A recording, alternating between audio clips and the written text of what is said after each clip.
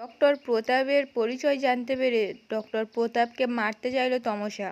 ধারাবাহিকের শুরুতেই দেখা যাচ্ছে তমসা তো ভাত কাপড়ের অনুষ্ঠানে বসে পড়েছে। এদিকে তখন সিসি তিলোত্তমাকে বলছে, তুমি শুনতে পাচ্ছ তিলোত্তমা, তোমার জাস্টিস তমসা দিতে শুরু করেছে। তুমি চিন্তা করো না, তিলোত্তমার আর জাস্টিস পাবেই। চিন্টুকে ছাদ থেকে ফেলে মেরে ফেলে দিয়েছে, যেভাবে তোমার সঙ্গে করেছিল ঠিক তেমনভাবে। শুনতে পাচ্ছ তুমি তিলোত্তমা, তোমার শোনাটা দরকার। তোমার সঙ্গে অনৈতিক অইচ্ছুক কাজ যারা করেছিল তাদের শাস্তি দিয়েছে তমসা। তখনই ডক্টর বসাক এসে সিসিকে বলছে, কি আপনি এখানে কি করছেন আর কার পারমিশনে এখানে ঢুকেছেন?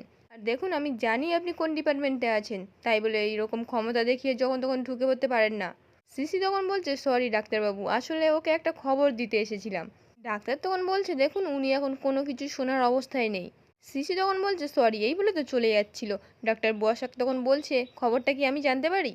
সিসি তখন বলছে, আপনিই তো বলেছিলেন আউট অফ ডিউটির বাইরে গিয়ে ওই ছেলেগুলোকে পানিশমেন্ট দিতে। ডাক্তার বসাক তখন বলছে, হ্যাঁ।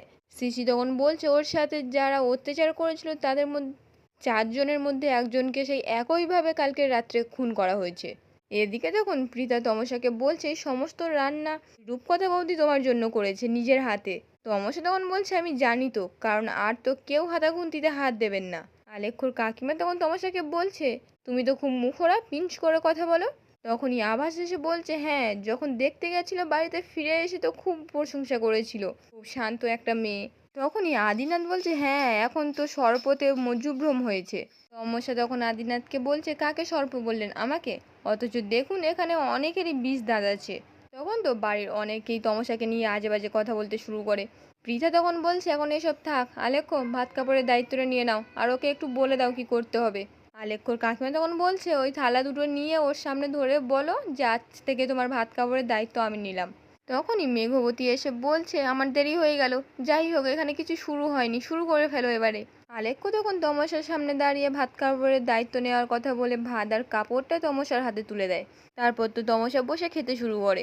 এদিকে তখন পৃথা ধরিত্রীকে বলছে, ব্যাপারটা কেমন অদ্ভুত লাগছে। ধরিত্রী তখন বলছে, ও মেয়ে সংসার করার মেয়ে নয়। আলেখ্যর কাকিমা তখন বলছে, আমার তো মনে হচ্ছে ওর দিরাগমনে ওর বাপের বাড়িতে গিয়ে রেখে আসা উচিত। ধরিত্রী তখন বলছে, কি বলছো কি, আমরা নিজে গিয়ে পছন্দ করেছি, ভালো মেয়ে, ডাক্তারি করে। তখনই তো রূপকথা তমসাকে বলছে, এটা চিংড়ির মালাইকারি, আমি নিজে হাতে করেছি, দাঁড়াও তুলে দিয়ে। এই বলে তো তমসার থালাতে দিয়ে দেয়। মেঘবতী তখন তমসাকে বলছে, খাও খাও, আজকে একেবারে পেট ভরে খেয়ে নাও। তমসা তখন বলছে, কেন, এরপর জুটবে না? মেঘবতী তখন বলছে, এ মা, এভাবে বলছো কেন? তমসা তখন বলছে, না, মনে হলো। ধরিত্রী তখন তমসাকে বলছে, তোমার মনে করাগুলো খুব বিচিত্র, তোমার চালচলনও খুব বিচিত্র, কিছু বুঝতে পারছি না।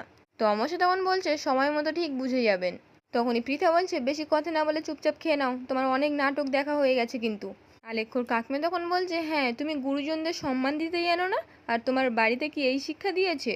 তমসা তখন বলছে, আপনারা শিক্ষার কথা বলছেন? শুনেছি আপনাদের নার্সিংহোমের ছাদের উপর দিয়ে কেউ পড়ে মারা গেছে বা মেরে ফেলা হয়েছে, আর আপনারা এখানে ভাত কাপড়ের অনুষ্ঠান করছেন। রূপকথা তখন তমসাকে বলছে, লক্ষ্মী বোন আমার, এরকম করো না, প্লিজ খেয়ে নাও। তমসা তখন কোনো কথা না বলে চিংড়ি মাছটা খেতে শুরু করে। এদিকে যখন প্রতাপ তো তিলোত্তমার কথা ভেবে ভেবে বেরোচ্ছিল, তখনই অর্ণব বলছে, স্যার কোথায় যাচ্ছেন, আপনার পরপর দুটো ওটি আছে, তাছাড়া পেমেন্ট নিয়ে আসবে। প্রতাপ তখন বলছে, এখন যেন কেউ কোনো পেমেন্ট নিয়ে নার্সিংহোম চত্বরে যেন না আসে, যা হবে পরে হবে, কথাটা মাথায় রেখো, কেউ কোনো গ্যাস যেন না নিয়ে আসে। আমি আসছি। অর্ণব তখন বলছে, স্যার কোথায় যাচ্ছেন? প্রতাপ তখন বলছে, চর্মচক্ষে দর্শন করতে যাচ্ছি। আজ অবধি মেঘমতির একটাও কথায় আমি পাত্তা দিইনি, কিন্তু একটা কথায় আমার খটকা লাগছে, ওটা আমি বলতে পারছি না, আসছি, এই বলে তো ওখান থেকে চলে যায়। অর্ণব তখন একা একা বলছে, স্যার ফেঁসেছেন। আর স্যার ফাঁসা মানে গোটা মালিক পক্ষ ফাঁসা। আদিনাথ ব্যানার্জি থেকে শুরু করে বৃন্দা, মেঘবতী সেন, সবাই ফাঁসবে, সবাই। বাইরে সব লোক মৃত্যু প্রদক্ষণ করছে, দুটো মৃত্যু। এদিকে আড়াল থেকে শম্ভু সবটা শুনে মনে মনে বলছে, অঙ্ক মিলিয়ে দিয়েছো, একটা মৃত্যুর বিনিময়ে আর একটা মৃত্যু। ওই দিদিটা মেরে দিয়েছে চিন্টুকে, চিন্টুর পরে রঘু, সত্যের পরে দিলীপ, আর তারপরেই ডক্টর প্রতাপ। এদিকে যখন তমসাকে চিংড়ি মাছ খেতে দেখে জিন্দা পৃথাদের বলছে, ও চিংড়ি মাছ খাচ্ছে, কিন্তু ওর তো চিংড়ি মাছে অ্যালার্জি আছে। পৃথা তখন বলছে, তুই কি করে জানলি? জিন্দা তখন বলছে, ছোট বৌদির মা তুই ফোন করে বলল যে চিংড়ি মাছ খেলে ব্রিগিন ট্রাভেল শুরু হয়, তারপর ওষুধ, ইঞ্জেকশন এসব দিতে হয়, আর ওর কাছে তো ওটার মেডিসিনও আছে। পৃথা তখন বলছে সে কি ডক্টর হয়ে অ্যালার্জি আছে জেনেও চিংড়ি মাছ খাচ্ছে। এই বলে তো দেবীকে ফোন করে বলছে আমি বলছিলাম তিলোত্তমা কি চিংড়ি মাছ খায় না।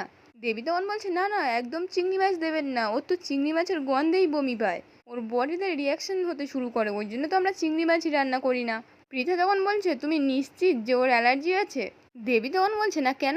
পৃথা তখন বলছে না মানে চোখের সামনে দেখছি তো আপনাদের পরিবারের তিলোত্তমা চিংড়ি মাছ খাচ্ছে। এই বলে তো ফোনটা কেটে দেয়। ধরিত্রী তখন বলছে তাহলে এই মেয়েটা কে, আমি তো কিছু বুঝতে পারছি না। অঞ্জলি তখন বলছে আমি একবার কথা বলবো। ধরিত্রী বলছে না, অনুষ্ঠান শেষ হয়ে যাক তারপরে আমরা কথা বলবো। পৃথা তখন বলছে ভিডিও করে রাখ। জিন্দা তখন ফোনে ভিডিও করতে শুরু করে। অন্যদিকে দেখা যায় ঐশী তো আড়াল থেকে দেবীর কথাবার্তা সব শুনে ফেলে। তারপর তমসার ফোনে এসএমএস করে দেয় যে তিলোত্তমার চিংড়ি মাছে অ্যালার্জি আছে। তমসা তখন সেটা দেখে নেয়। তারপর তো অ্যালার্জির অ্যাক্টিং শুরু করে দেয়।